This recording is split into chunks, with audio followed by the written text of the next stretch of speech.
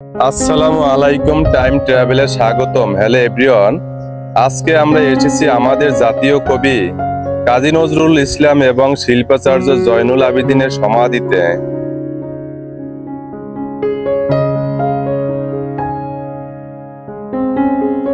এই সমাধি বিংশ শতাব্দীর অন্যতম শ্রেষ্ঠ সাহিত্যিক, সুরকার এবং আমাদের জাতীয় কবি কাজী নজরুল ইসলামের স্মৃতি বহন করে।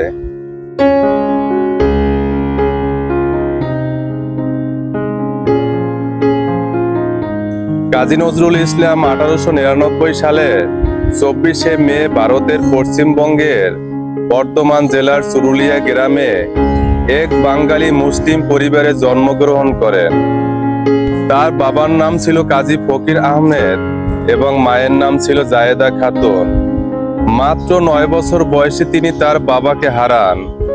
দারিদ্র্যের কারণে তার পড়াশোনা বন্ধ হয়ে যায় এবং 10 বছর বয়সেই তাকে জীবিকা নির্বাহের জন্য কাজ শুরু করতে হয়। মক্তবে নিম্ন মাধ্যমিক পরীক্ষা পাশ করে সেখানেই শিক্ষকতা শুরু করেন। একই সাথে হাজী পালোয়ানের কবরের খাদেম এবং মসজিদের মুয়াজ্জিনের কাজও করতেন।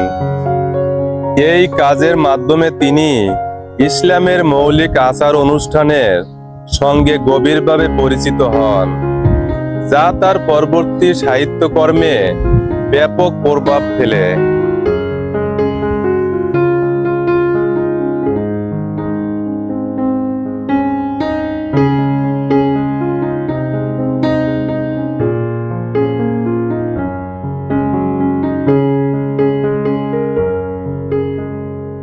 কাজী নজরুল ইসলাম তার 1940 সালে প্রকাশিত একটি নজরুল সঙ্গীতে মৃত্যুর পর মসজিদের পাশে কবর দেওয়ার ইচ্ছা প্রকাশ করেছিলেন। তিনি লিখেছিলেন, মসজিদের ওই পাশে আমার কবর দিও ভাই, যেন গড়ে থেকে মুয়াজ্জিনের আজান শুনতে পাই। বাংলাদেশের স্বাধীনতার পর 1972 সালের 24শে মে তার জন্মদিনে প্রধানমন্ত্রী শেখ মুজিবুর রহমান কাজী নজরুল ইসলাম এবং তার পরিবারকে কলকাতা থেকে ঢাকায় নিয়ে আসেন।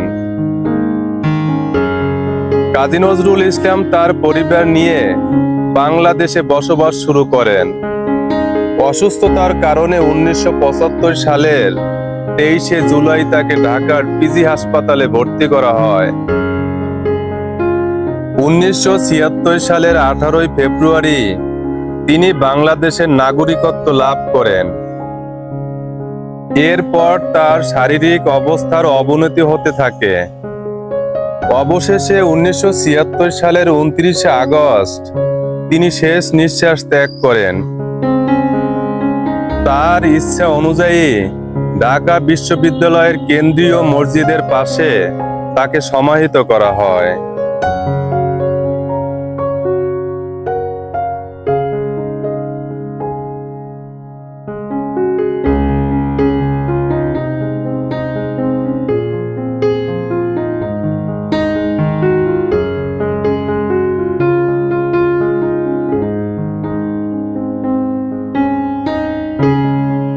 এখানেই আমাদের জাতীয় কবির পাশে চিরনিদ্রায় শায়িত আছেন শিল্পাচার্য জয়নুল আবেদিন।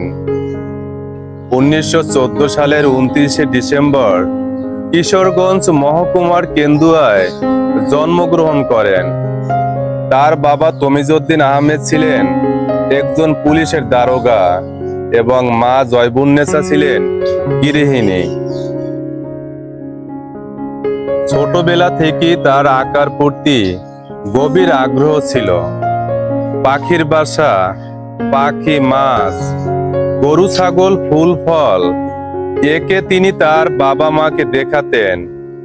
মাত্র 16 বছর বয়সে তিনি বন্ধুদের সঙ্গে কলকাতা গভর্নমেন্ট স্কুল অব আর্টসে ভর্তি হওয়ার জন্য বাড়ি থেকে পালিয়ে যান।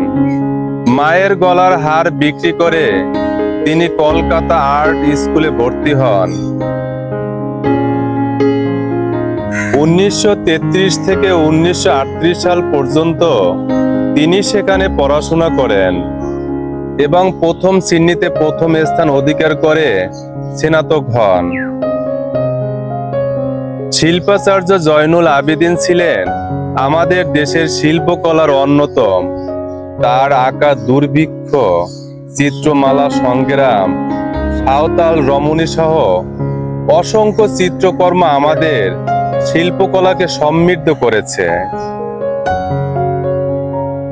1976 সালের 28শে মে 61 বছর বয়সে তিনি শেষ নিঃশ্বাস ত্যাগ করেন। ঢাকা বিশ্ববিদ্যালয়ের চারুকলা ইনস্টিটিউটের পাশে তাকে সমাহিত করা হয়। এই দুই মহান ব্যক্তিত্ব আমাদের সংস্কৃতি ও ঐতিহ্যের অমূল্য সম্পদ। তাদের স্মৃতি আমাদের সবসময় অনুপ্রাণিত করে। যদি এই ভিডিওটি ভালো লেগে থাকে তাহলে অবশ্যই লাইক, কমেন্ট এবং শেয়ার করবেন। আর আমার চ্যানেলটি সাবস্ক্রাইব করতে ভুলবেন না। দেখা হবে পরবর্তী ভিডিওতে। আল্লাহ হাফেজ।